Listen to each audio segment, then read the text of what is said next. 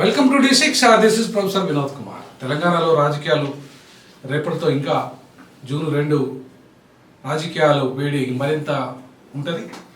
ఈ సందర్భంగా మేము కొత్త ఒక 4వ శక్తిగా తెలంగాణ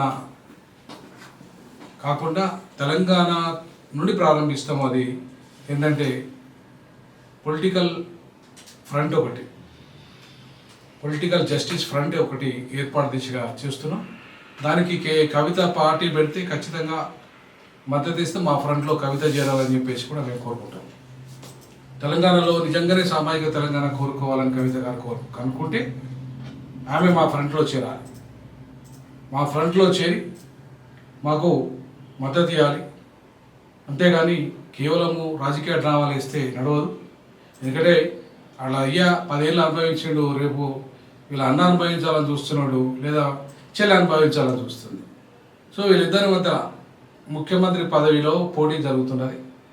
సరే, మేమైతే ఇవాళ సామాజిక తెలంగాణ కోరుకునే వ్యక్తులం కాబట్టి ఆమె సామాజిక తెలంగాణ అంటుంది, ఒక మహిళ కూడా.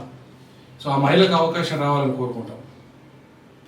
ఎందుకంటే అంబేద్కర్ వారసులుగా మహిళలకు ప్రాధాన్యత ఉండాలని కోరుకుంటాం. తెలంగాణ జాగృతి కార్యాలయాన్ని ఆమె ప్రారంభించింది. సో ఈ సందర్భంగా మేము స్వాగతిస్తాం.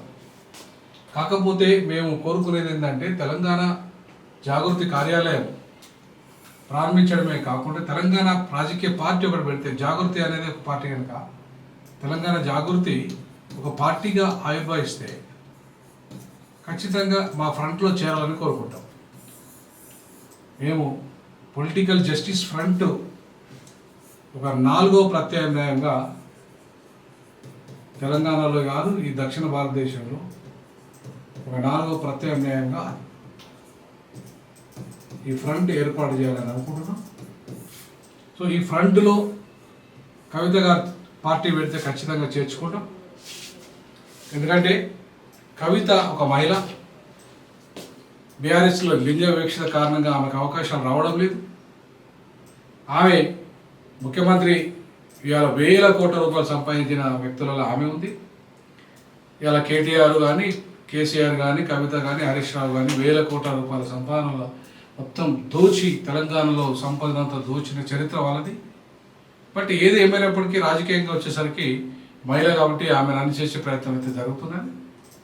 సో అందుకే నేను ఏమంటున్నానంటే నిజంగానే సామాజిక తెలంగాణ నీకు కోరుకోవాలనే చిత్తశుద్ధి ఉంటే తెలంగాణలో మేము సామాజిక శక్తులు అనేకం చేయడానికి ఒక పొలిటికల్ జస్టిస్ ఫ్రంట్ను ఏర్పాటు చేస్తాం. ఆ ఏర్పాటు చేసే కార్యక్రమంలో భాగంగా కవిత కూడా స్వాగతిస్తున్నాం. ఆమె జాగృతి పార్టీ పెడితే మా ఫ్రంట్లో చేరాల్సిందిగా మేము కోరుకుంటాం. ఆమెను ఇవాళ బీజేపీ వెనుక నడిపిస్తుందా, కాంగ్రెస్ ఆమె వెనుక ఉన్నదని మాకు అవసరం లేదు. ఒక మహిళగా 2 పురుషుల ఆధిపత్యాన్ని, తండ్రి కొడుకుల ఆధిపత్యాన్ని ధిక్కరిస్తూ ఇవాళ తన అస్తిత్వం కోసం, సరే అగ్రవర్ణ మహిళ అయినా కూడా పురసాని అయినా సరే, మేము ఆమె శూద్రురాలే, వర్ణాశ్రమ ధర్మం ప్రకారం మన ధర్మశాస్త్రం ప్రకారము ఆమె ఒక శూద్ర విభాగంలోకి వస్తుంది కాబట్టి మహిళ. సో ఆమెకు మేము మద్దతు ఇస్తాం. సో అంటే ఆమె మా ఫ్రంట్లో చేరితే మద్దతు ఇస్తాం. కానీ మా ఫ్రంట్ లక్ష్యం సామాజిక తెలంగాణ సాధన, బహుజన తెలంగాణ సాధన, బహుజనులకి అధికారం, ఎవరి జనాభా ఎంతో వారికి అంత వాటా కూడా. అంటే వెలమల జనాభా ప్రకారం వాళ్ళకి, రెడ్లు వాళ్ళకి, కమ్మలు వాళ్ళకి, బ్రాహ్మణులు వాళ్ళకి, వైశ్యులకి వాళ్ళకి, అలాగే బహుజనులకి వాళ్ళ జనాభా కులాల జనాభా ప్రకారంగా ఎవరి జనాభా ఎంతో వారికి అంత వాటా, రాజకీయ అధికారంలో, సంపదలో, అలాగే పరిశ్రమల్లో, విద్యలో, వైద్యంలో, అన్ని రంగాల్లో వాళ్ళ జనాభా ప్రకారంగా వాటా రావాలి. ఆ వాటా వచ్చే దిశగా ఒక నూతన రాజకీయ ప్రజాస్వామ్యాన్ని, సమానత్వ రాజకీయాలని, సంపద పంపిణీ రాజకీయాలని, సమన్వయ రాజకీయాలని ఇవాళ ప్రోత్సహించాలనే ఒక ఆలోచనతో తెలంగాణలో ఈ అస్తిత్వ రాజకీయాలు ఏదైతే ఉందో తెలంగాణ జాగృతి ఈ అస్తిత్వ రాజకీయాలని, ముఖ్యంగా తెలంగాణలో ఎవరి జనాభా ఎంతో వారికి అంత వాటా, సమన్వయము, ఆర్థికంగా సమన్వయము, సామాజికంగా సమన్వయము, అలాగే రాజకీయంగా సమన్వయము, అందరికీ ఎవరి జనాభా ఎంతో వారికి అంత వాటా వచ్చే విధంగా మా justice front political justice front లక్ష్యం ఒక నూతన రాజకీయ పందాలో ఈ ఫ్రంట్ ఏర్పాటు కావాలనుకుంటున్నాం. మేము ఏ అగ్రవర్ణాలు అయితే ఇప్పటిదాకా పరిపాలించాయో మీ పరిపాలన ఇక చాలు, ఇక బహుజనుల పరిపాలన రావాలి కాబట్టి మీరు కూడా సహకరించాలి. ఇప్పటిదాకా మీకు సహకరించిన మీరు మాకు సహకరించాలి. సో మీ పరిపాలనలో మాకు అవకాశాలు లేదు, కానీ మా పరిపాలనలో మాత్రం మీకు అవకాశాలు ఉంటాయి. మీ జనాభా దామాషా ప్రకారం మీకు వాటా ఉంటుంది.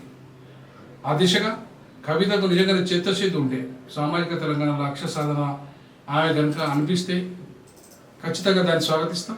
తెలంగాణ జాగృతి పార్టీ పెట్టాలని కోరుకుంటాం.